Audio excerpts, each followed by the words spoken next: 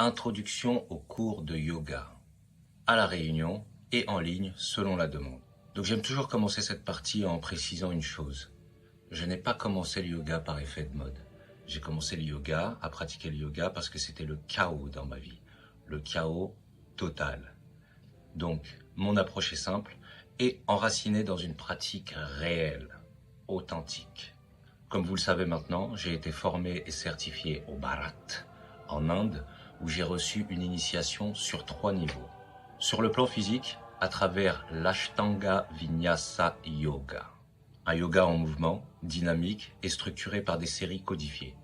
Un peu comme des katas au karaté, mais en mode yoga, comme vous pouvez le voir à l'écran. En plus de ça, des cours d'anatomie quotidien venaient prolonger la pratique physique par une connaissance scientifique du corps et de sa constitution. Sur le plan mental, par l'étude et la mise en application des Yoga Sutras de Patanjali, une plongée dans les 8 membres du Raja Yoga. Et c'est en suivant ces 8 membres avec sérieux et dévotion que j'arrive à intégrer le yoga dans ma vie et qu'il devient plus un mode de vie qu'une pratique extérieure à ma vie.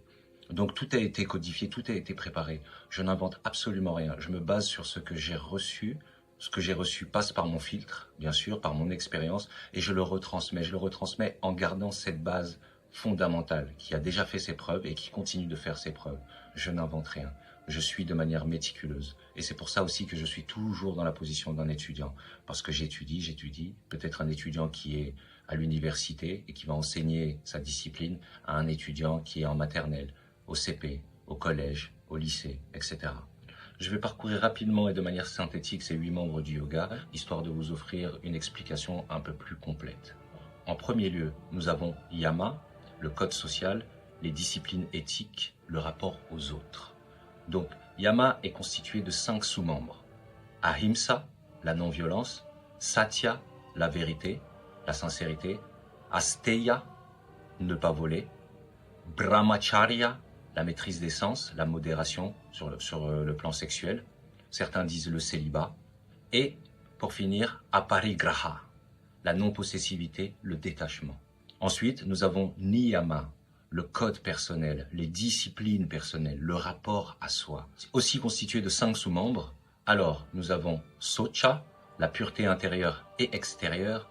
Santosha, le contentement.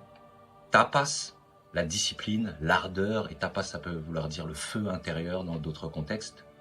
Svadhyaya, l'étude de soi et des textes sacrés. Pour finir sur Ishvara Pranidhana, l'abandon au divin, la confiance en une force supérieure. Ensuite vient Asana, pour définir les postures, qui nous amène à Pranayama, la régulation de la respiration, ou du prana dans la respiration, en fonction des niveaux. Pranayama qui nous mène naturellement vers Pratyahara. Pratyahara qui correspond au retrait des sens. Étape fondamentale pour pouvoir rentrer dans des états de concentration. Et guess what? La prochaine étape, le prochain membre, est la concentration. Dharana. La pratique poussée de la concentration nous amène naturellement à un état méditatif, à l'étape 7 les 8 membres du yoga, la méditation, dhyana. Dhyana, la méditation, pratiquée sur plusieurs heures, voire plusieurs jours, dépendamment du sujet et du pratiquant, mène naturellement à samadhi.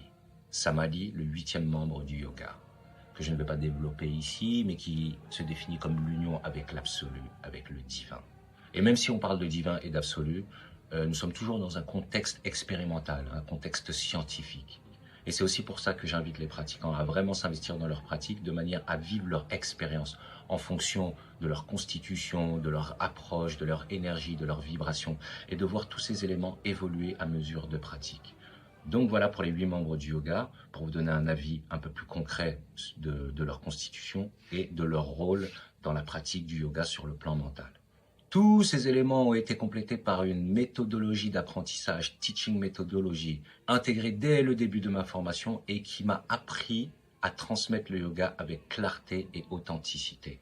Depuis ma certification en 2019, j'ai enseigné dans les entreprises à Paris, via Yo Bureau, à des groupes de taille variée. Donc ça se passait déjà en Inde, puis à Paris et maintenant à La Réunion, notamment à l'Académie des Camélias, où il m'est arrivé de donner des cours en 2024, sur une bonne période de l'année, et même auprès d'enfants dans le cadre de l'école du bonheur, toujours en connexion avec l'Académie des Camélias. Une superbe expérience où j'ai été sollicité pour transmettre la science du yoga aux plus petits, de 6 ans à 12 ans.